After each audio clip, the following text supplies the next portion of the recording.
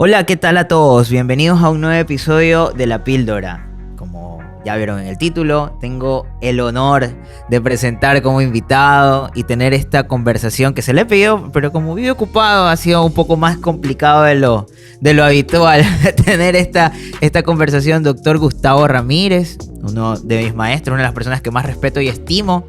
¿Cómo está? Bien, gracias. Encantado de venir aquí y esta experiencia que es nueva para mí. Totalmente nueva. Sí, eso es lo que me había comentado, pero usted es un buen conversador y creo que hay un tema muy interesante en todo el proceso de su carrera que sería súper interesante conversarlo porque, bueno, yo he tenido el gusto de poder tener conversaciones con usted, aprender muchísimo de usted, pero creo yo que este tema no se lo he como que he tratado de sacar como para que me cuente. Y es el hecho de qué lo motivó a usted a ser docente. Porque usted tiene una carrera de docente espectacular y aparte también tiene una carrera y una trayectoria en el servicio público. Entonces, esas dos cosas conectadas a mí me llaman mucho la atención porque, bueno, yo ejerzo de docente también gracias a usted y además de eso tuve una pequeña experiencia pues en el servicio público. Pero, ¿cómo los conectó? Primero que todo, ¿qué lo llamó a ser docente? Yo creo que el karma. Sí, o sea, hay un filón en mí. Debe ser algo así como una malformación congénita, ¿no? Yeah. Por el cual desde temprana edad, diría yo, he estado colocado, ubicado por la vida en papeles y en funciones docentes, incluso antes de la edad que debería corresponder en diferentes situaciones. Y claro, eso me ha permitido, ni siquiera digo que descubrir, sino corroborar que la docencia constituye una necesidad existencial, por lo menos en mí, radical, ¿no? Creo que es uno de los no sé cómo se dice, definitorios, bueno, como se diga, de mi personalidad y de mi vida. Ya que estamos me llevas inevitablemente a la anécdota. Yo tenía 13 años, estaba practicando judo, pero como estudiante, ¿no? Como aprendiendo. Y por circunstancias del club de judo, en una época en que casi nadie practicaba judo acá en Guayaquil y en Ecuador, menos todavía, debe haber sido eso en 1963. Quienes eran los profesores, que eran gente mayor, algunos ya graduados del colegio donde yo practicaba, estaba el club de judo. No sé, no recuerdo qué pasó, pero se fueron. Y la coyuntura era que si alguien no asumía esa tarea y esa responsabilidad, desaparecía el judo del colegio donde yo estudié, San José de la Salle. Okay. Y entonces, no sé cómo me hicieron caso los directivos del colegio. Esa es la parte más sorprendente, yo no recuerdo. Es raro, que tenga una oportunidad. Teniendo yo 13 años, ajá, me tocó enseñar judo, lo que sabía, a mis compañeros del colegio, ¿no? Algunos mayores que yo. Y así, toda mi vida ha estado marcado por la docencia y eso en algún momento se convirtió en una necesidad existencial, como lo dije hace un rato, de primer orden. Asimismo fue yo en algún momento quería entrar a la Universidad Católica, a la docencia de la Universidad Católica, ya graduado y todo, y pues no se daba. Y entonces yo recuerdo a Jafar Barquet, nuestro queridísimo amigo y compañero. Jafar fue compañero mío en colegio y en universidad y luego en la universidad, en la docencia, ¿no? Siempre los vi como casi que mejores amigos ustedes. Sí, muy, muy, muy cercanos a lo largo de toda la vida, ¿no? Toda la vida. Y yo recuerdo, Jafar era coordinador académico bueno, era todo en la Facultad de Ciencias sí. Médicas en aquella época, ¿no? Yo no había entrado como docente a la universidad. Yo le decía, Jafar, méteme, yo quiero dar clases en la Católica, ¿no? Recuerdo que incluso le decía, oye, no importa que no me paguen, Claro, la respuesta ya fue, estás loco, espérate, ya habrá el momento. Y llegó el momento.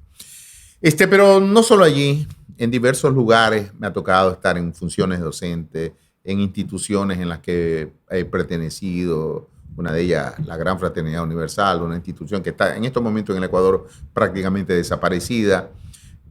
Fueron muchos años, y joven, ¿no? 20 y pico de años, estar en funciones docentes en las áreas. Por eso digo que es un karma o una malformación congénita.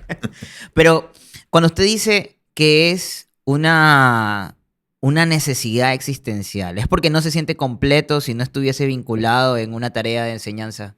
Sí, y además porque la vida me lleva allá, ¿no?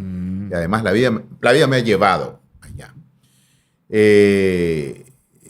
Tanto que alguien me decía, se supone que en el 2026, que termina el periodo administrativo actual, en mi caso como vicerrector administrativo, me voy a jubilar, ¿no? Porque ya hasta cuándo, ¿no?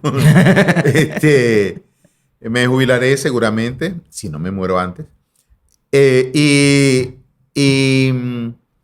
Con alguien conversaban. Porque otra de las necesidades existenciales mías es leer, ¿no?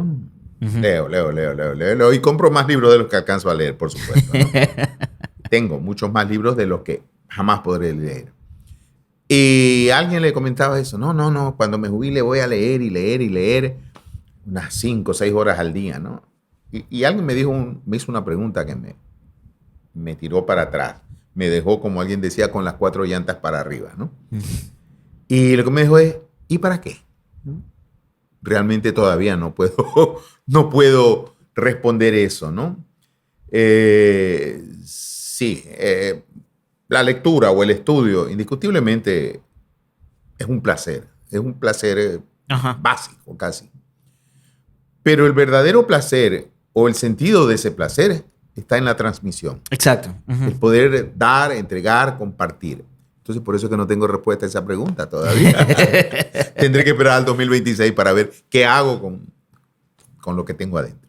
Es que yo me veo reflejado en el tema de que desde que yo he estado vinculado con la enseñanza, que fue como ayudante de cátedra, se generó en mí una necesidad de ser más curioso y enseñarle esa curiosidad, o sea, eso que he aprendido, así es una cosa que inclusive a veces no tiene mucho que ver con lo que se está enseñando en el momento, pero se trata de conectar para llegar al punto, llegar a la confianza para poderle transmitir esa información a esa persona, que a lo mejor no está interesado en la cátedra en la que está sentado en ese momento, pero eso le genera una curiosidad por otras cosas, ¿no? Entonces, despertar la curiosidad y ver tal vez esas personas que se sienten inspiradas, generar o promover que se inspire a alguien, tal vez es una sensación que es distinta, ¿no? Yo defino la docencia como un acto, sí, también es un acto del conocimiento, proviene de la sabiduría, pero yo lo defino esencialmente a la docencia como un acto de amor, ¿ya? Además, amor útil. Además, amor sabio, no cualquier tipo de amor, ¿no? Va unido al amor a la sabiduría, que impregna la parte de búsqueda o la investigación. Pero la docencia en sí es transmisión. Y si el docente no está inspirado, término que tú acabas de usar, no está inspirado por ese profundo amor radical lo llamaría yo, ¿ya? A esa transmisión, eso es como esperar encontrar agua en un desierto, algo así, ¿no? En cambio, la verdadera docencia es aquella que proviene del amor, del corazón del docente, pero también se dirige al corazón del estudiante, ¿no? Por lo tanto, se trata de una comunicación de corazón a corazón. Cuando yo hablo de corazón y de acto de amor y todo eso, no me estoy refiriendo a ninguna cosa melcochosa, ¿no? Por si acaso. Claro. No me estoy refiriendo a una, yo qué sé, afectividad. No. Me estoy refiriendo a esa unión íntima e inseparable entre conocimiento y afectividad y amor, ¿no? Por eso lo defino como un acto de amor, en ese doble y completo y tal vez complejo sentido del término, ¿no? Y por eso es que para los docentes, quienes somos docentes por karma o malformación congénita, es además un acto placentero, altamente placentero. Y placer y gozo del espíritu, ¿no? Claro. El otro día, un profesor de la Universidad Católica, hablábamos de ese profesor y entonces es una persona que tiene además funciones administrativas y organizativas y bueno, siempre vive atiborrado de trabajo y cosas. Pero sin embargo quiere que le den más horas, ¿yeah? ¿No? Y todo lo que uno se pregunta, ¿y a qué hora lo hace, no? ¿Y a qué hora? O sea, cualquiera buscaría tener menos trabajo, pues él se complica la vida, ¿no? Entonces, con la persona que hablaba me decía, no, estoy hablando de Carlos Santana, ¿no? Entonces, la persona con la que hablaba me decía, no, es que Carlos Santana dice que dando clases se siente bien, hasta se relaja, ¿no? Uh-huh. Y sí, yo creo que algo así parecido nos sucede a quienes creo que somos docentes o tratamos de serlo. Sí, docentes de verdad. Es cierto, o sea, los días en los que yo, qué sé yo, he tenido un día complicado, difícil, tal vez no he dormido bien, o sea, siempre uno saca energías para conversar. Por eso es que también da tanto gusto cuando un estudiante nos pregunta algo, porque es como que nos da el gancho para levantarnos ahí en ese momento y tener una excusa para seguir conversando y seguir... yo creo que lo que usted dijo es importantísimo porque uno sabe que está haciendo un buen trabajo cuando ve a un estudiante emocionado. Y para que un estudiante esté emocionado, tienes que haber tocado una fibra que genera en él un sentido de éxtasis en ese momento. Entonces, llegar a ese punto, sí, definitivamente es algo muy, muy placentero. Pero, bueno, yo lo disfruto mucho, pero yo tengo recién 5 años de docente y los 4 añitos de 4 añitos de estudio. Usted tiene años de docente. Tú no tienes 5 años de docente. Tú tienes 5 años de docente con el cargo de docente. Pero, y aquí le voy a revelar un poco algo de la vida de Eric, ¿no? Eric fue ayudante de cátedra, y eso es docencia, y la forma como él manejaba la ayudantía de cátedra era con un nivel de docente, ¿no? De muchos años atrás. Y les voy a contar una historia, a lo mejor a él no le gusta. ¿Cómo lo conocí yo a Eric, no? Yo era director de la carrera, que llegó el momento, era director de la carrera de medicina, todavía no era decano, y de pronto una secretaria me dice, aquí hay un estudiante que quiere hablar con usted, ¿no? Le digo, ya, que venga, ¿no? Entonces veo que entra un niño, ¿no? Un niño, porque parecía un niño, ¿no? Muy, muy, muy jovencito, ¿no? Y así con unos lentes grandotes, más grandes que él mismo. Y con un montón de hojas bajo el brazo, ¿no? Entonces, y le dije, bueno, siéntate. Se sentó. Uh-huh. Y le pregunté, ¿en qué lo podía servir? Me dijo, doctor, quiero publicar un libro. Y yo, Y le dije, correcto, ¿un libro de qué? Un libro de embriología. Y dije, ¿en qué ciclo estás tú? En primero. Eso no se escucha todos los días, ¿no? Mejor dicho, esas cosas se escuchan si el destino lo lleva a uno para allá una vez en la vida. Y le dije, bueno, si este chico está loco de remate, ¿no?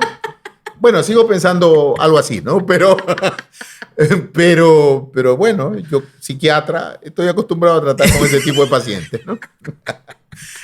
Y entonces me mostró el manuscrito, lo que tenía, y me quedé impresionado, ¿no? O sea, realmente sí, había material para un libro, ¿no?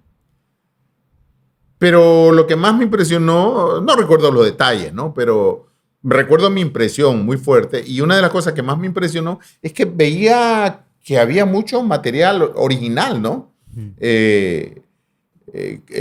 Y entonces, bueno, yo no sabía cómo decirle que estaba loco, ¿no? No sabía cómo decirle que era un niño prácticamente. pero tampoco lo podía desanimar, ¿no? Y entonces, no me acuerdo qué exactamente le dije, pero recuerdo una de las cosas que te dije fue, bueno, sí, claro, por supuesto, pero síguelo, algo así, síguelo trabajando y cuando te gradúes, ahí habrá momento. Bueno, ya lleva varios libros, ¿no? Sí. Ya lleva varios libros. Y el de embriología, aquel creo que ya salió o está por salir, Ese ¿no? es el que está por salir. Ajá. Entonces, Se me acuerda esa esas experiencia. cosas tiene uno que a veces vivir, ¿no?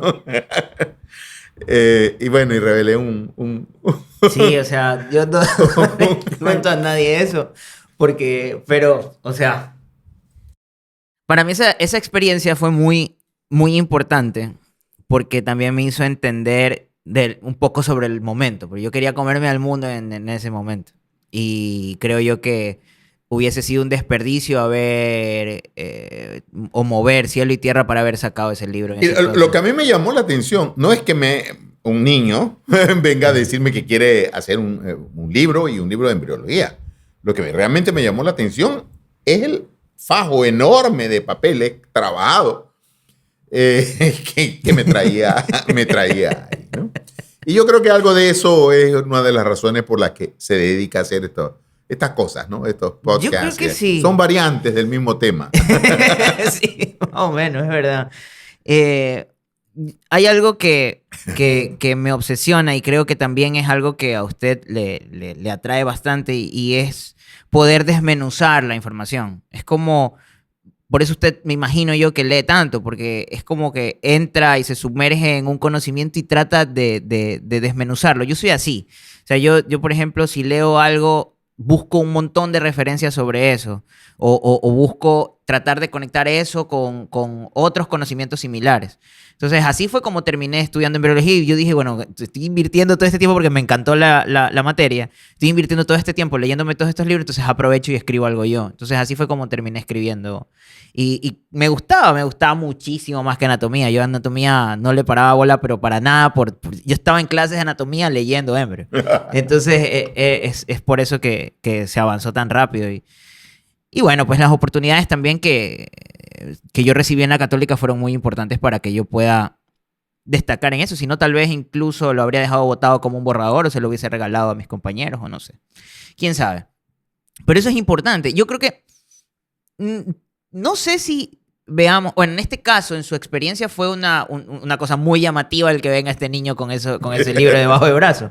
Pero a veces hay estudiantes que se acercan buscando un punto de refuerzo para seguir levantando con una idea que tienen, como algo que los están llamando a hacer. Por ejemplo, a veces los estudiantes dicen, ¿usted cree, doctor, que yo podría ser ayudante de tal cosa? Entonces, a veces uno le termina dando pautas y le da la motivación necesaria para que ese estudiante busque ese camino, ¿no? Como que sepa que si realmente lo disfruta hacerlo, pues tendrá que...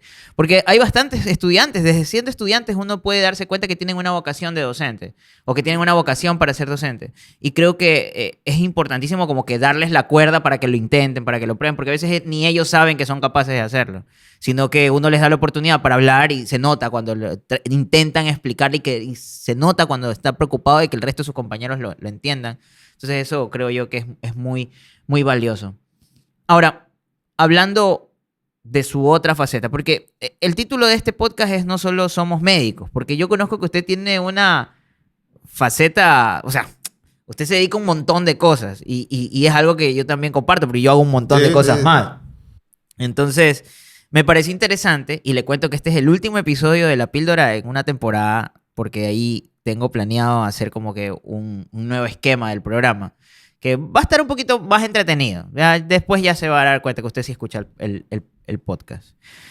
Pero quisiera saber cómo está conectado su tema docente con el servicio público que usted hizo en Sanidad. Eso fue una etapa de mi vida, ¿no? Mi vida se marca, supongo que puedo hablar de mí, ¿no? Por supuesto. Mi vida se marca por etapas muy, muy claras, muy definidas, ¿no? Y son múltiples, y son diversas, han sido diversas. Algunas aparentemente desconectadas, pero sí tienen un hilo conductor. Sí, yo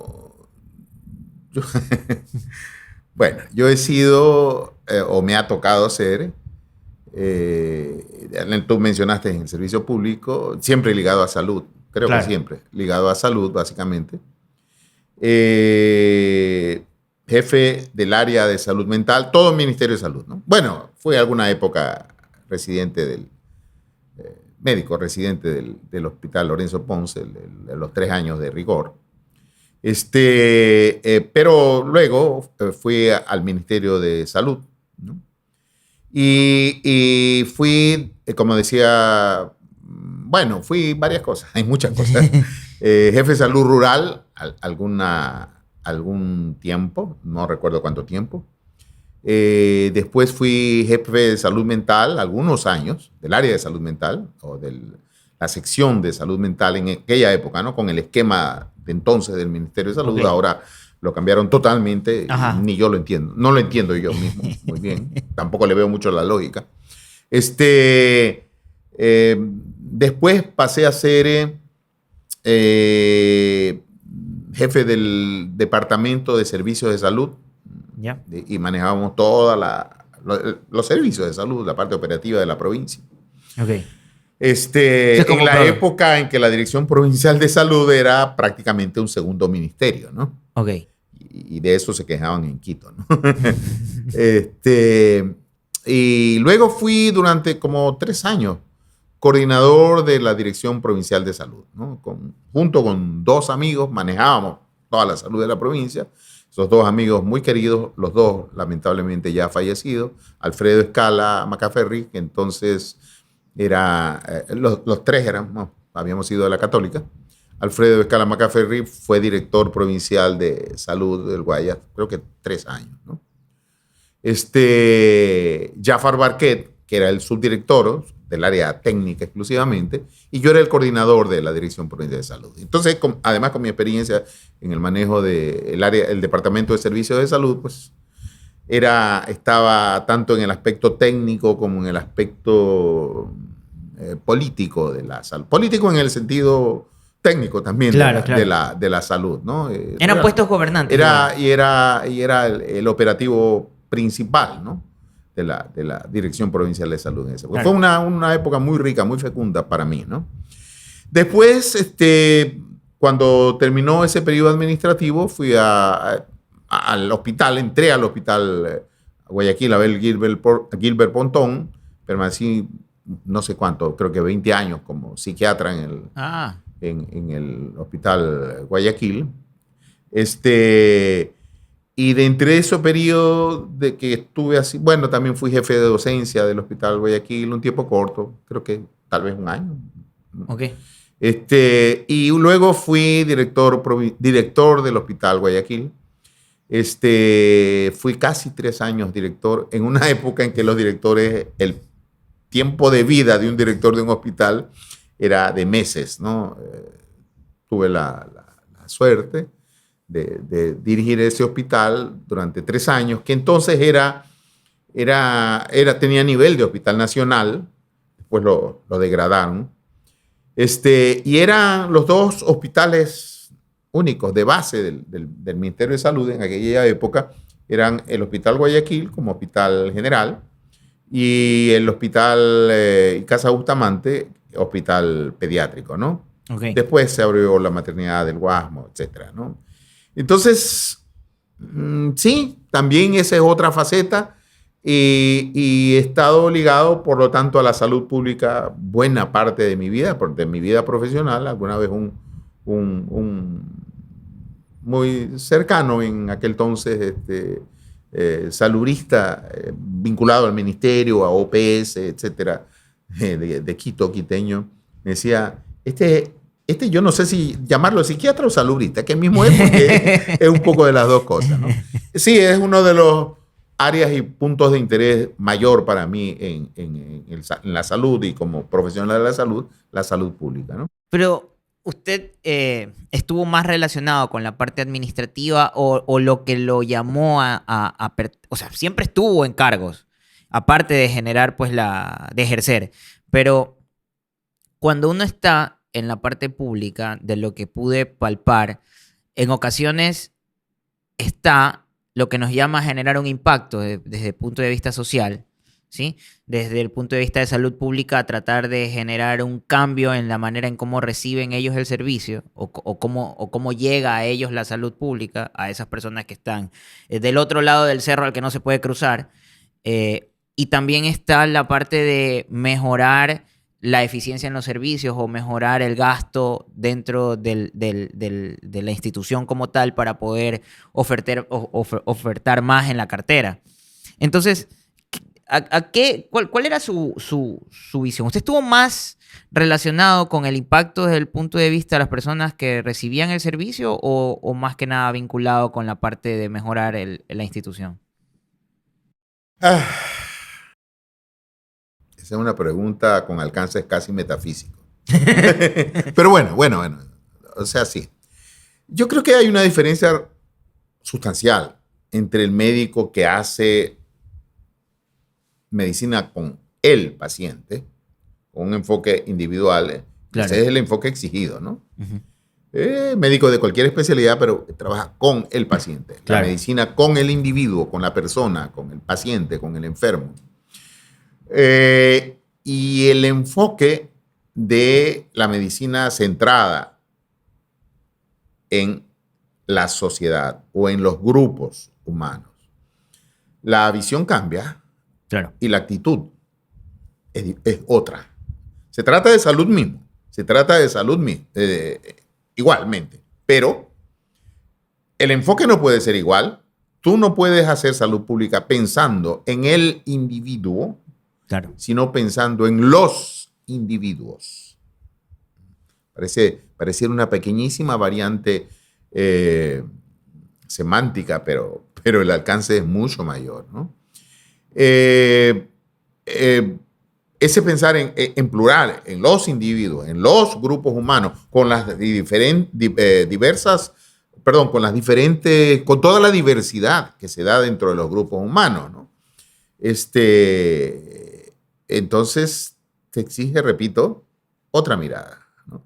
En la cual se incluye el individuo, pero no estás pensando en el individuo. Esa es la diferencia entre la salud pública, repito, como enfoque y como actitud, entre la salud pública y la prestación de un médico que hace una prestación de un servicio como médico. Ajá, a nivel individual. Ahí tienes, como médico del paciente, tienes la obligación total de pensar en el paciente, con nombre y apellido, con esa persona, y esa persona ubicada en su contexto familiar, existencial, cultural, etcétera, etcétera, etcétera. Tienes que meterte en el paciente. Total. Como persona, como individuo. Cuando trabajas en salud pública o estás trabajando en salud pública, tienes que pensar en ese y todos los individuos, y ahí el nombre pasa a segundo lugar, ¿no? Y lo que te interesa es el grupo. Entonces, claro, a veces sacrificamos, quienes estamos en eso, a veces sacrificamos, incluso hasta en tiempo, ¿no? Yo terminé cerrando mi consultorio hace varios años, más que nada por la actividad en la universidad, ¿no? Que exige a tiempo completo, y fue un paso doloroso, ¿no? Pero ya de alguna manera lo venía haciendo desde antes, ¿no? Porque siempre de una u otra forma, aunque no esté en cargos, también forma parte de las malformaciones congénitas, ¿no? Uno queda esto conectado. De la salud pública. Sí, Uno queda conectado. Sí, así es. O infectado, tal vez.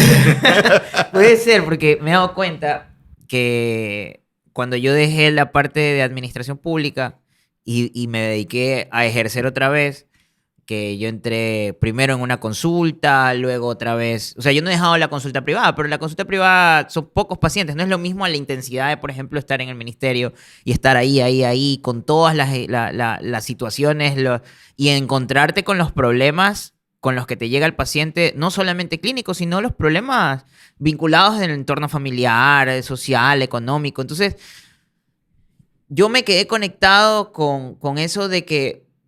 ¿Y de dónde es usted? ¿y cómo están por allá? O sea, me quedé como, ¿y si están utilizando los servicios de allá? Y me quedé con ese dato de preguntar o irme más allá en una consulta de un paciente que al final terminó por control de pediatría, me terminé hablando con la mamá sobre si están recibiendo un servicio idóneo en tal lugar. Y tratar de todas formas de buscar un mecanismo para que esa persona pueda hacer uso de los servicios que le puede dar el Estado, que le está proveyendo, las facilidades para que esa persona se conecte, para que su niño reciba igual clases. Son cosas que creo yo que se ven más en el ámbito rural, ¿sí? Más en ese ambiente hay personas que desconocen hasta dónde puede llegar ciertos servicios que se ofertan, ¿no? Entonces, sí me he dado cuenta que he quedado en eso. Incluso ahora que estoy en área de emergencia, me pasa bastante que de todos modos termino preguntando si a lo mejor necesitan que los conecte con el IES o con el MIES o alguna cosa como esa. Entonces, es interesante cómo la forma de pensar y de sentir el tema de salud cambia, ¿no? Desde esa experiencia. ¿Y cómo si usted considera, qué considera usted eficiente en el manejo de la salud pública en ese entonces? En aquel entonces. Ajá, en aquel entonces. A ver, los tiempos han cambiado mucho. El país ha cambiado mucho. Las generaciones, la generación que ahora sostiene económicamente, socialmente, hasta políticamente, el país no es la misma que en aquel entonces lo hacía.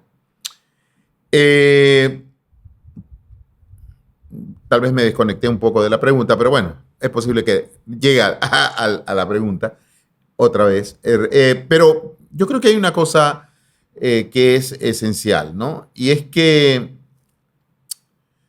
y eso es uno de los dramas del saludista, del que está metido en salud pública, ¿no? El espacio, la diferencia que existe, a veces un abismo entre lo que la gente quiere y lo que uno sabe.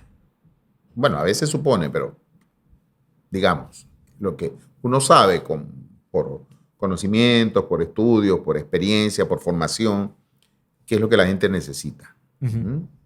Entonces, te digo porque especialmente en el periodo en que estuve como coordinador en la Dirección Provincial de Salud del Guayas, que repito, ya no hay direcciones provinciales de salud, pero no. En esa época eran prácticamente como... Ahora hay direcciones provinciales chiquititas y además distritos. Sí, sí.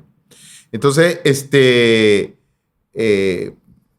a mí me tocaba decidir, ¿no? Por las funciones asignadas, me tocaba decidir dónde se abría un subcentro, dónde no se abría un subcentro, dónde se abría ponían otro nivel un subcentro, tal vez un centro de salud con otro nivel. Todo el mundo pide hospitales. Claro. Todo el mundo pide hospitales, pero no en todos lugares se necesita poner un hospital, ¿no? Lo que se necesita son otras cosas, ¿no?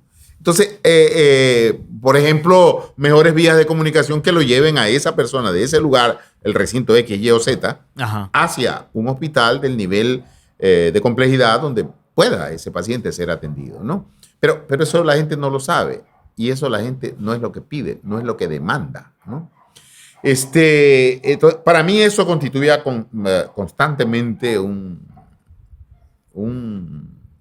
problema, ¿no? Un problema que me lo llevaba a la casa, me lo llevaba adentro y me lo llevaba a todos lados, ¿no? Esa diferencia, porque yo me decía, bueno, pero ¿cómo le explicas, cómo le haces entender, ya no a los pacientes, a la gente, a la población, ¿no? Que lo que necesitan es tal otra cosa? Por ejemplo, una vía de comunicación, una carretera, una cosa. Eso, que va a redundar en salud, ¿no? Que va a redundar en la prestación del servicio de salud, ¿no? Claro. Y no un hospital, ¿no? Tal vez lo que necesitan es implementar el centro de salud que tienen o el subcentro de salud que tienen y dotarlo mejor, claro, qué sé yo. repotenciarlo. Complejidades de ese tipo, ¿no? Entonces, ya me perdí de la pregunta. No, pero ¿sabe qué? Algo de lo que me acaba de decir me demuestra que hay una cosa importantísima en la eficiencia de esa época en comparación con la actual. Y es el hecho de que usted tenía la posibilidad de tomar una decisión sobre elaborar o no un centro. Sí. Como director provincial. En la actualidad, coordinador. Como coordinador.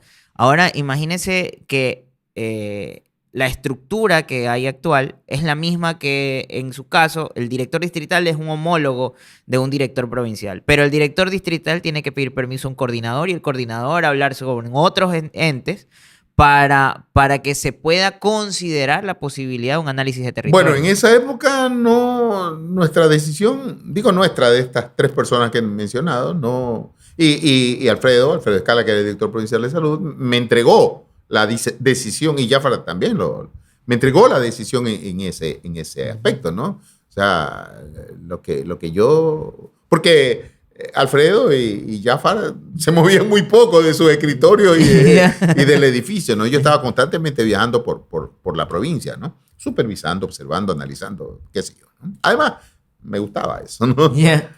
Okay. Y la decisión era nuestra, ¿no? Tanto que hubo errores míos, ¿no? Yo lo menciono, es anécdota, han pasado, ¿cuántos años han pasado? Un montón de años, ¿no? Más de 30, creo. Y creo que lo puedo decir. Me dejé por un sector, digamos, la dirigencia de una comunidad urbano marginal, entonces, de aquí de la ciudad, por la necesidad de su centro, creo que ya era centro de salud, en ese lugar, y ofrecían condiciones y se comprometía, y aparentemente sí, esa dirigencia era muy comprometida y todo. Y me llegó por el director provincial de salud, me dijo, cuidado, he tenido la información que allí opera no sé cómo se llaman esto, una célula, qué sé yo, de Alfaro Vive, ¿no? En la época candela de Alfaro Vive, ¿no? Y yo, por lo que veía, por lo que había logrado, por las múltiples reuniones con la comunidad y lo que ofrecía, me parecía muy comprometida y muy desinteresada esa dirigencia. Dije, no, eso no puede ser, eso es una calumnia, esta gente es muy sana, esta gente no tiene nada que ver, es más, tienen un manejo adherido exclusivamente a la comunidad, nada de política afuera. Bueno. Era la impresión que usted tenía. Usted claro, y no impresión por mirar de afuera, múltiples reuniones, conversaciones y todo. Y claro, sí, alguien de la oficina de la Dirección Provincial de Salud me decía, hay cosas medias raras en los movimientos de ellos, especialmente cuando vienen a las reuniones en la dirección local, el edificio, en las oficinas de la Dirección Provincial de Salud, y yo no entendía qué era lo raro que me querían decir, ¿no? Pero bueno, para resumirlo, el dirigente principal, por ejemplo, nunca iba, mandaba al otro, una vez creo que fue. Yeah. Y claro, después confirmamos que efectivamente, ¿no? Por ahí habían casas creo que se llamaban así, casas de seguridad de Alfaro Vive, y claro, querían un centro de atención médica bien montado, incluso con implicaciones casi quirúrgicas, ¿no? Claro, porque había la idea de que pudiera servir como centro de atención médica a presumibles heridos, ¿no? Claro. Bueno, errores, ¿no? Ya pasó el tiempo, pasó ese gobierno, pasaron nuestras funciones, y ahí pude ver que era cierto, ¿no?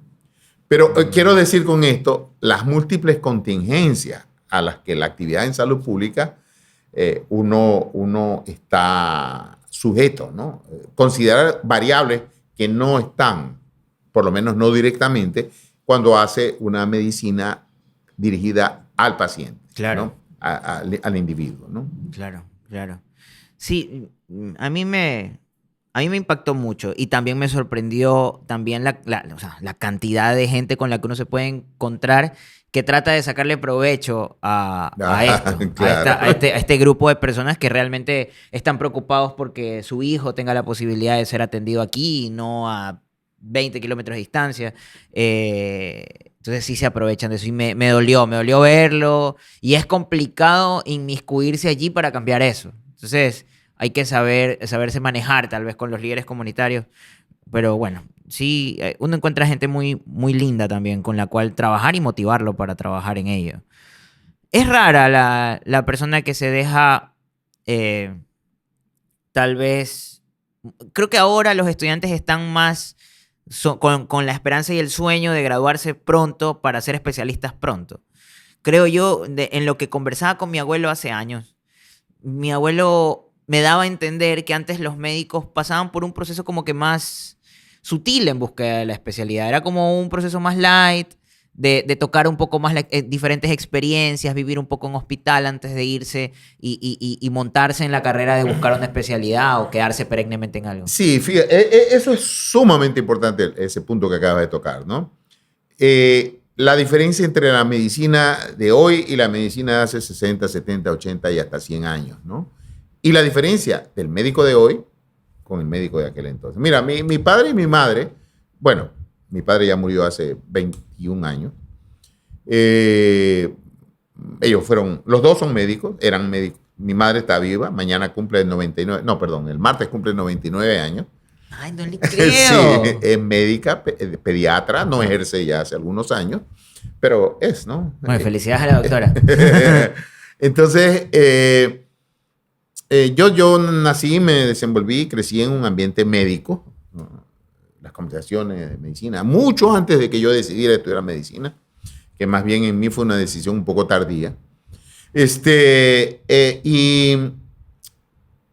Y yo recuerdo, ¿no? Como vivía en un medio médico, recuerdo cómo eran los médicos cuando yo era niño, pero también recuerdo lo que mis padres contaban de cómo eran los médicos que fueron sus profesores. Mira, a comienzos del siglo XX y hasta un poquito más, el médico era un señor un poco mayor, que atendía no a una persona, atendía a toda la familia. Ajá. Era lo que hoy llamamos médico familiar, ¿no? Y si el niño de esa familia estaba enfermo, entonces atendía al niño, o sea, era pediatra, lo que hoy llamamos pediatra. Y si había que atender un parto, atendía el parto, usualmente en la casa, porque los partos en esa época, casi que todos, no se atendían en hospitales, sino en casa. Por lo tanto, era obstetra. Y cuando la señora o las mujeres de la familia que él manejaba y atendía tenía algún problema, atendía, y entonces era ginecólogo también, no solo obstetra. Y si alguno de ellos tenía algún problema en la piel, lo atendía, era dermatólogo y así. Un médico era todo, ¿no? Porque no existían especialidades, existía la medicina. Cuando mi madre,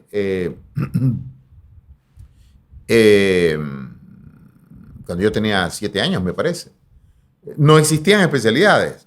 Se fue a Estados Unidos para hacer, ya ella tenía formación y práctica y todo en pediatría, pero quería algo, una formación más. Y estuvo en Estados Unidos un año y pico. Y allá tampoco, la cuestión de en esa época, 50 y pico, las especialidades médicas no eran tanto una cuestión de universidad, eran una actividad de hospital. Ok. ¿Ya? Pero, ¿quién era especialista a fines de los años 50, aquí en Ecuador? A fines de los años 50, incluso durante la década de los 60. Especialista era un médico, o más bien un estudiante de medicina, que se pegaba a alguno de estos capos, ¿no? Yeah. De tal área o de tal especialidad, que se habían formado de la misma manera como ellos se estaban formando, se pegaba a ellos, usualmente un jefe de sala de esa especialidad médica, y se iban formando allí, en torno a ese head professor, ¿no? Okay. Se iban formando, y sí, adquirían los conocimientos y las habilidades de esa especialidad, y ese era un especialista en esa área. Así se formaban los urólogos, los neurólogos, los cirujanos, los pediatras, ginecobstetras, aquí, ¿no? Y no solo eso, ¿no? También en el aspecto profesional, Pues es que personal, económico incluso, ¿no? Un médico, te estoy hablando en la época en que mis padres eran médicos, ¿no? fueron médicos y se graduaron y todo eso. Un médico se graduaba de la universidad y a veces hasta antes de graduarse. Alquilaba un apartamento, unas piezas, lo que fuera, ponía un letrero que daba hacia la calle que decía doctor fulano de tal. Yo recuerdo una frase que frecuentemente se decía, enfermedades de adultos, señoras y niños, ¿no? Ya. O sea, era todólogo, ¿no? ¿Ya? Y el consultorio se le llenaba de pacientes desde el día siguiente, ¿no? Y la gente iba. Y de eso vivía.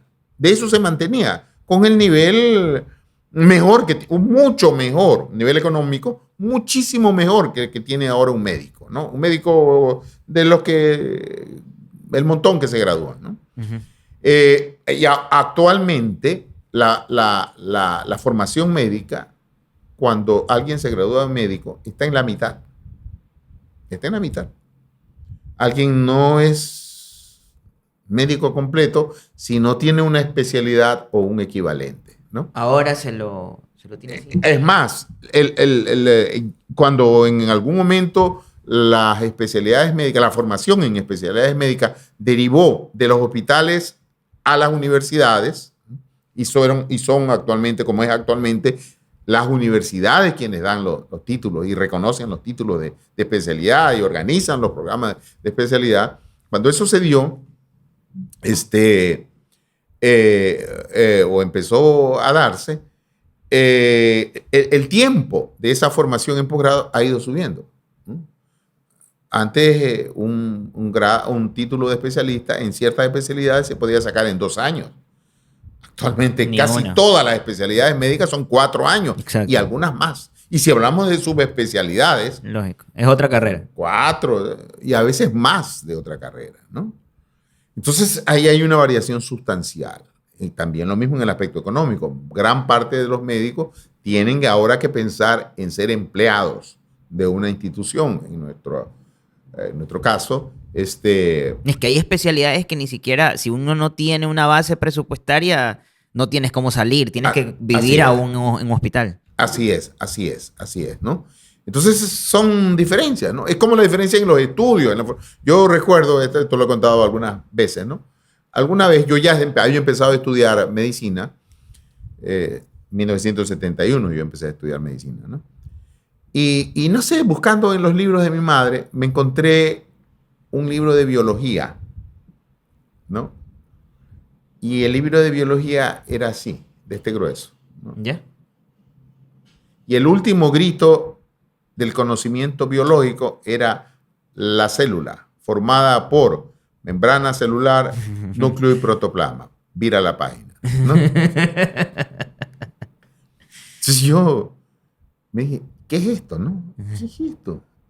Y ese era el libro de biología en el que había estudiado mi madre. Después, en esos mismos días, al día siguiente, encontré un libro de histología de mi madre también, en el que ella había estudiado en primer año, supongo, ¿no? El libro de histología era más delgadito que el de biología, ¿no? E incluía allí el atlas. Ay, yeah. Y en cambio, mi madre me decía que ellos, y mi padre también, que ellos habían estudiado anatomía 3 años. 3 años. Yo estudié 1 año. Ustedes estudiaron 6 meses, un semestre. Claro, un semestre de anatomía. Y yo decía, pero 1 año, 3 años. ¿Qué tenían que estudiar? ¿Qué estudiaban en 3 años de anatomía? Dice, sí, los 4 o 5 tomos de testículo, no sé cuántos son, más el compendio que lo usaban siempre. Creo que son 5. Bueno, no sé, el número de tomos. Claro, con el compendio son 5, me parece. Que usaban. Usaban testículo. Se lo aprendían desde la primera página hasta la última de todos los tomos, ¿no? Sí, pero ¿qué? ¿Cómo? No, es que primero estudiamos descriptiva, después estudiamos topográfica y no sé qué vaina, ¿no? Y yo dije, ¿cómo? 3 años de anatomía en testículo. Y bueno, creo que todo, no sé los de ahora, ¿no? Pero todos conocíamos, para los de antes, los libros de testículo, aunque no los hayamos estudiado así página por página. Y estudiábamos también parte los que vivieron de mi generación con Campos, Con Francisco. Tal vez, tal ellos vez. vivieron Testí, yo no. Sí. Yo viví la Target. Claro, en mi época se pidió la Target, pero también usábamos de vez en cuando Testí, ¿no? Entonces, después, con ese contraste entre Testí, 3 años de anatomía, y el libro de biología, y el libro de histología y atlas, la conclusión es muy sencilla. Estudiaban 3 años de anatomía porque no tenían nada más que estudiar. Es decir, el conocimiento médico y científico que apoyaba el conocimiento médico era tan pequeño, tan poco desarrollado, que tenían que irse por ese lado, ¿no? El diagnóstico era fundamentalmente centrado en la semiología. Exacto. Era un diagnóstico puramente clínico, ¿no? Ujú. Laboratorio, sí, pero 3 o 4 cositas. Y es que los Imágenes. Claro, pues nada. Yo recuerdo cuando yo era niño, alguna vez, mi madre trabajaba en lo que entonces era LEA, mi padre también, en lo que entonces era LEA, que luego LEA fue absorbido por el Ministerio de Salud, y usaban una cosa que se llamaba fotofluoroscopía, ¿no? Ya. Era una vaina que ponían al paciente, la pantalla, le decía a la gente común. Ponían a la gente tras una pantalla, prendían una cosa rápido por la radiación. Yo era niño, alguna vez por algo me hicieron, tal vez hasta por curiosidad, ¿no? Y nunca entendí qué podían ver, porque era tan rápido, tan fugaz, ¿qué veían? No sé. Pero ese era el desarrollo de imágenes. Y algo radiografías, por supuesto, ¿no? Pero nada más, ¿no? Entonces, el diagnóstico clínico a través de la semiología. Para ese diagnóstico, la fisiopatología que conocían, que estudiaban, tendría que fundamentarse en eso. Por lo tanto, la anatomía y el detalle anatómico era fundamental, ¿no? Era fundamental porque si no, ¿cómo así? Además, no había otra cosa, ¿no? Entonces, el mundo de los conocimientos de base para ser médico en esa época era uno. Y por eso mismo, alguien podía manejar todos los conocimientos, Claro. en términos generales, a la hora de enfrentarse al paciente, todos los conocimientos de casi todas las ramas o especialidades médicas. Actualmente nadie puede ni con la de una sola especialidad y empiezan a darse las subespecialidades, ¿no? Ajá. Por eso que algunos profesores dicen, ¿no? Con lo que yo estoy en absoluto desacuerdo, ¿no? No, los estudiantes ahora no estudian. Antes estudiaban. Lo que yo quería quisiera llegar ahí. decir no lo puedo decir aquí. Seguro. En los términos que lo quisiera decir. Ah, ¿no? ok. ¿Verdad? Eso, quería llegar a eso. Yo me he dado cuenta. Porque o sea, mi mamá y mi papá también son médicos. Ajá. Y obviamente son de una generación incluso, pues, después de la suya, pues. Intermedia. Ajá, está intermedio, exacto. Y ella se sorprende. Mi mamá fue uno de los mejores estudiantes de su época. Mi papá hizo una carrera de leyes antes de hacer medicina. Entonces mi papá empezó ya viejo y con otra mentalidad a estudiar medicina y se enamoró de mi mamá. Y ellos, los dos se sorprenden, les digo, me dicen, yo no sé cómo ustedes se supone que han avanzado tanto en tantas cosas, en tanto conocimiento, y ahora ustedes lo ven en menos tiempo. Y los trabajos que ustedes les mandan ahora son mucho más extenuantes, son de más difíciles. O sea, hay que tener mucho más conocimiento técnico. Antes la monografía era una cosa más relajada de hacer. Era más extensa porque había que leer más, porque había que ir a la biblioteca, me decía mi papá. Pero no era tan meticulosa como lo es con ustedes. Ustedes no pueden decir, si alguien más no les avala su y eso parece un poco desalentador, me decía. Y entonces, algo con lo que tal vez me chocó por lo que he vivido antes de la pandemia y ahora, y es que a veces se siente, y los estudiantes sienten como si hubiese una especie de resentimiento entre generaciones anteriores y las actuales. Y los estudiantes a veces sienten como si lo que están aprendiendo ahora realmente es tan sencillo como lo que ellos aprendieron en su momento, ¿por qué ahora se siente como que si cada vez hay más información que estudiar, más información que aprender y tanto que actualizarse, ¿por qué razón ahora va a ser más fácil que antes? Y No es más fácil, ya, es mucho más difícil que entonces antes. ahora la cuestión es que los docentes antiguos, no todos obviamente, pero hay docentes antiguos que se siente como si el estudiante debería estar a la altura de como él lo estuvo en su momento para la actualidad. Y es una cuestión desalentadora para el chico que recién está llegando y se da cuenta que es un universo entero, una sola materia, es un universo entero de estudiar. Y que ningún estudiante de medicina desde mi época, incluso estoy seguro que ni desde la suya, uno podía saberlo absolutamente todo. Entonces, ¿por qué cree que existe esta como competencia generacional en la... Súper buen tema, como para hablar horas, ¿no? Bueno, pero yo no voy a hablar horas de ese tema. Sí, es lamentable, pero es real, ¿no? Ajá. Eh, todos los médicos que preceden a la generación de los que hoy son estudiantes y mañana van a ser médicos, todos viven ese drama. La tendencia, tal vez hasta una tendencia humana, pero no es bueno, ni es saludable, ni es lo apropiado. Tal vez hay una tendencia muy humana por esto que decíamos al comienzo de esta conversación, de que el docente y la docencia es una entrega, es entregar. Uh-huh.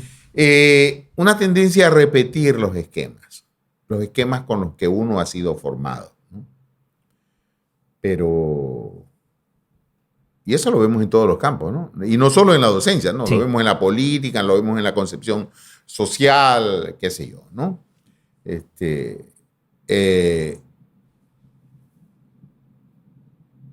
Vemos esa distancia que se va generando, esa brecha que puede llegar a ser, y a veces lo es, un abismo. Ajá. Un abismo insalvable, ¿no? Entonces, nosotros como docentes, ¿no? Y es una de las cosas que estamos trabajando en la Universidad Católica de Guayaquil, en el área, en el campo de la salud, ¿no? De la formación de salud, o sea, Facultad de Ciencias de Salud, de Medicina, ¿cómo se llama? Facultad de Ciencias Médicas, que probablemente pronto se llamará Facultad de Ciencias de la Salud. Lo vivimos, ¿no? Poner la enseñanza a la altura del conocimiento médico. Eso exige un montón de cosas. Exige cambiar las metodologías, cambiar el equipamiento para poder transmitir, pero básicamente exige el cambio de mentalidad. El cambio de mentalidad de los propios docentes, ¿no? Entonces, fuimos a parar acá partiendo de esa falacia, que es un engaño total, y a veces una mentira, ¿no? No a veces, es una mentira, aunque no haya la intención de mentir, es un error de concepción, de que los estudiantes de medicina ahora estudian menos que los de antes. Falso. Estudian de otra forma. Y para conocer y aprender la medicina de hoy, la que ellos van a tener que ejercer, tienen que estudiar de otra forma, ¿no? Porque ya no son el médico de comienzos del siglo XX, donde el médico era un señor con un maletín, donde llevaba medicinas, instrumental para hacer diagnóstico, instrumental quirúrgico, y llegaba en su carrito a pie o a lo mejor hasta en burro. Llegaba, atendía a toda la familia, tal vez atendía hasta el perrito de la familia, o qué sé yo, el caballo. No, ese señor, para hacer eso, tenía que haber sido formado y educado de otra manera. El médico de hoy, que se mueve en un sinfín, en una selva de instrumental, que ni lo conocemos, ¿no? Por lo menos yo no. Es que entre especialidades es un universo. Sí, es un universo, no es un mundo, es un universo, ¿no? Tiene que ser formado de otra manera. Yo recuerdo una conversación, ¿no? Una conversación, fue casi una discusión, ¿no? Con un profesor de la facultad.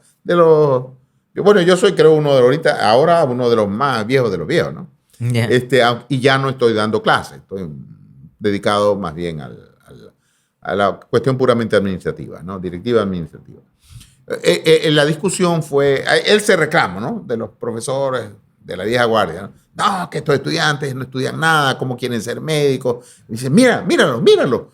¿Quién tiene un libro bajo el brazo?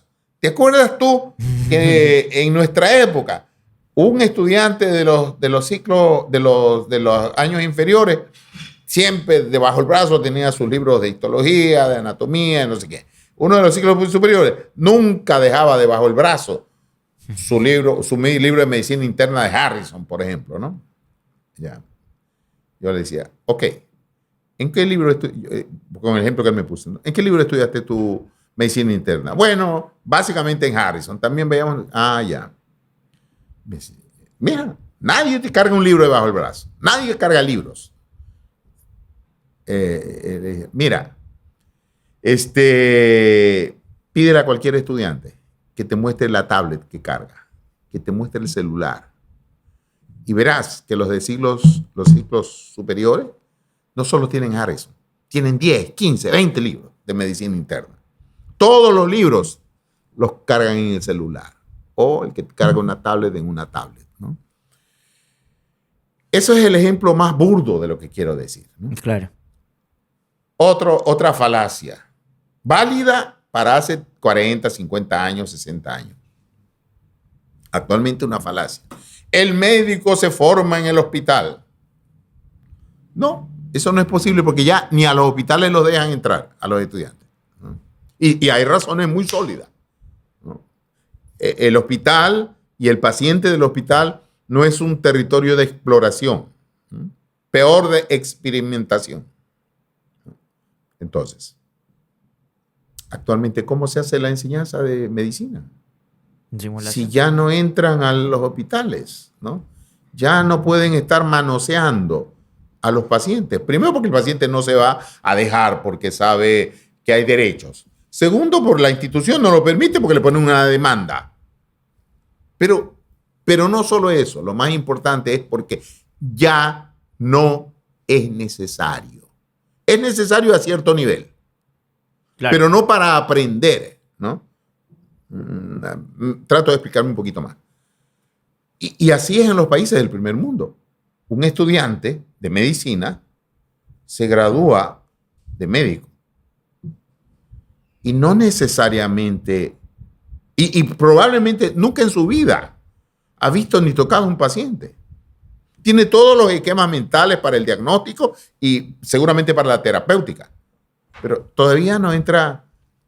O sea, aprende todo sobre la guerra. Pero todavía no entra al campo pero todavía no ha entrado al campo de batalla.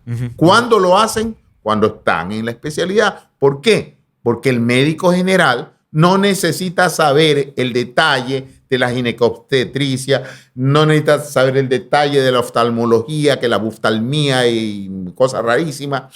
No necesita saber el detalle de la oncología, de lo que sea, de cualquier rama, ¿no? Ni de la psiquiatría o de cualquier otra especialidad. Necesita tener la formación básica para un médico de hoy. Necesita estar más o menos al tanto de los procedimientos para el auxilio diagnóstico, para hacer diagnóstico de hoy. No al nivel de la superespecialidad, a nivel general, ¿no? Necesita tener una formación sólida que le permita luego hacer una especialidad, ¿no? Y que no vaya con un vacío en la formación. ¿Y cómo aprenden eso los estudiantes de medicina? Así es en los países del primer mundo. Aprenden con simuladores y con actores, que sigue siendo simulación, sí, ¿no? Entonces, y eso es un aprendizaje muchísimo más fecundo que el que nosotros tuvimos. Ejemplo, en obstetricia, ¿no? Voy a usar términos un poquito, no mala palabra, pero sí gráfico y un poco burdo, especialmente si la persona no es médico. ¿Cómo aprendía o cómo aprendíamos o cómo aprendimos, aunque yo ya me olvidé, ver la dilatación del cuello uterino en una parturienta? ¿Mm? Haciendo tacto. Metiendo la mano, los dedos, o sea, haciendo el tacto, Ujú. tocando, y mira, no, tanto, ¿cómo se llama? Traveses, Ajá, ¿se de llama? dedo. Tantos traveses mide, mira la dilatación, ok, pero puchica, mis dedos son la mitad, el doble de lo del otro, ¿no? Ajá. Y a veces falla ese cálculo, porque y ya, ok, y toca, siente, no sé si siento, ya, ok, bueno, venga el otro, vuelve a meter la mano. ¿Qué paciente aguanta, perdón la expresión grotesca, qué paciente aguanta esa metida de mano de 30 personas hasta que aprende? Y ese que está intentando hacer el tacto para aprender, ¿cuántas veces puede meter la mano y tocar? Claro. Una, dos. Cambio, con un simulador es exactamente igual. Y además ahora tenemos simuladores que gritan, lloran, y a lo mejor hasta le dicen lo que se merece el que está aprendiendo, ¿no? Lloran, sí, con lágrimas, con todo, todo, ¿no? Y puede meter la mano allí, sí, 400 veces si lo necesita, hasta que aprenda. Lo mismo escuchar ruidos cardíacos, soplo, todo, todo, todo, todo, todo, todo. Claro, cada simulador de esos de alta gama cuesta un ojo en la cara, ¿no? Alrededor de $100,000, qué sé yo. Pero esa es nuestra inversión en salud. Claro. Esa es nuestra inversión. Entonces, por allí van las cosas a la hora de enseñar medicina, ¿no? Entonces, hay que usar los recursos que se van a necesitar, que son los más eficientes para el aprendizaje. Y en eso estamos. Pero no solo se trata de tener los simuladores, no solo se trata de entrenar los actores para hacer luego todo el resto, ¿no? Para que aprendan a hacer la entrevista. Y nos ahorramos maltratar pacientes. Claro. Y ganamos en que es un aprendizaje más sólido, más consistente. O sea, no hay punto de comparación. No hay punto de comparación. Eso para hablarte solamente de la clínica, ¿no? Del aspecto clínico. Y así, mil cosas. Bueno, aquí va el comercial, ¿no? En la, en la, en la carrera de medicina se ha adquirido ahora un instrumental para enseñanza de ecografía. Sí. No sé si alguna otra universidad lo tenga, pocos lo tienen. No sé aquí, si alguna otra lo tenga.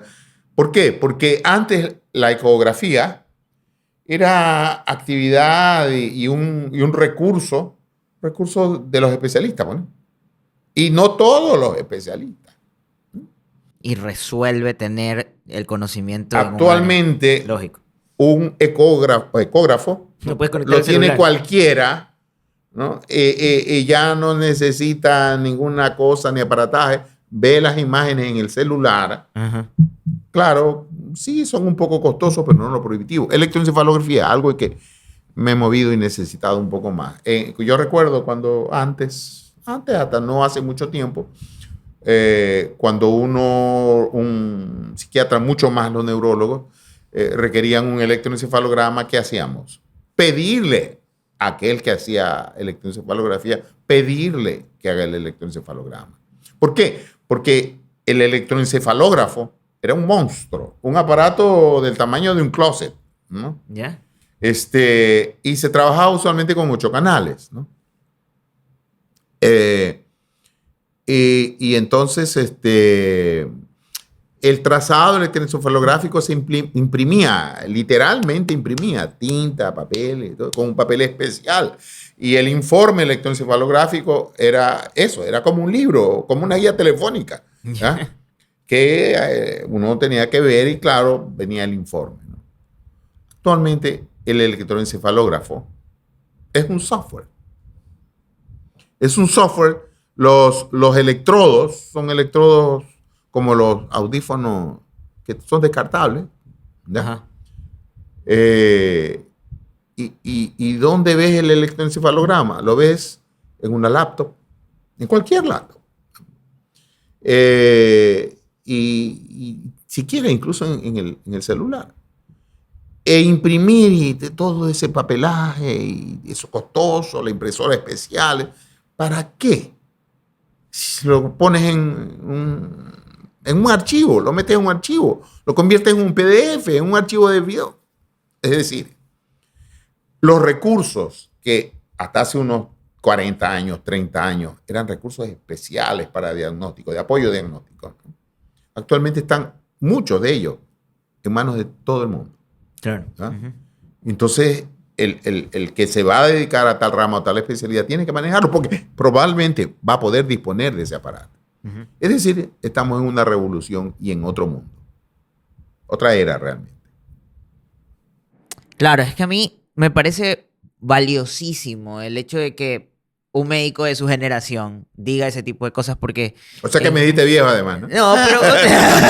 aparte, es que, oiga, es impresionante porque es muy raro que alguien de su generación que la pasó complicada, porque también fue difícil, es todo un reto. Nadie dice que no lo fue. Eran otro tipo de adversidades a las que se presenta ahora un estudiante que también las tiene, que viene con tal vez muchísimos déficits que ustedes no tenían cuando salían del bachillerato. Que esa es otra historia también a tomar en consideración y que a veces los docentes no deberíamos, pero tenemos que hacerlo si queremos llegar con nuestro conocimiento a ellos en darles ese refuerzo y enseñarles que tiene que existir también una mentalidad de entrada. Eso es algo que también a mí me parece muy valioso de la docencia en los primeros ciclos. Por eso es que a mí no me gusta desprenderme. Yo prefiero, mal que lo diga, pero yo prefiero dar clases en ciclos, en primer ciclo a dar clases en un segundo año o a tercer año, porque es cuando tú puedes darte el tiempo de resetearles a ellos la noción de cómo tienen que ver el estudio cuando recién ingresan. Porque es una vida totalmente distinta a lo que han pasado por 12 años. Entonces, es importantísimo el tiempo que usted se dio para comentar eso. Y con usted, bueno, siempre hay para hablar de largo y en otra ocasión lo vamos a seguir conversando. Creo que ya nos hemos extendido. Usted también tiene otras responsabilidades. De verdad, doctor, yo le agradezco muchísimo que haya venido, que se haya dado el tiempo. De seguro vamos a grabar un segundo episodio con una segunda intención en la segunda temporada. Para mí también un gusto. Yo he dicho siempre que en eso tenemos algo en común, ¿no? El ser multifacético, ¿no? Ah. Eric es una de sus características personales, ¿no? Y que enriquece, indiscutiblemente enriquece. Todo en la vida tiene un precio. Una vez alguien me decía, no, pero es que Eric, el que mucho abarca, poco aprieta, ¿no? Sí, pero no siempre se trata de apretar, ¿no? Entonces, es un enriquecimiento. Y ¿cuántos médicos hacen esto, no? No son muchos, ¿no? Y claro, no es solo eso lo que hace Eric, ¿no? Hace otras cosas peores que esta. Bueno, doctor, de verdad yo le agradezco mucho y como siempre, y bueno, aprovecho también el momento para inmortalizar el agradecimiento eterno que tengo con sus oportunidades, con sus enseñanzas y bueno, pues con la apertura también por haberme dado la confianza para poder ser amigo suyo. Entonces, nada, esto fue el último episodio de la primera temporada de La Píldora, con nada más que uno de mis grandes maestros, el doctor Gustavo Ramírez. Espero que hayan disfrutado las personas que nos han seguido hasta ahora todos estos episodios y espero que disfruten aún más los que van a venir, que vienen con un agregado que no le voy a decir ahora, pero de seguro les va a encantar. Estamos en todas las plataformas digitales donde usted nos quiera encontrar, incluso está en su sopa, vamos a estar. Pase muy bien. Chao, nos vemos. Gracias a ti, Eric. Chao, gracias, doctor.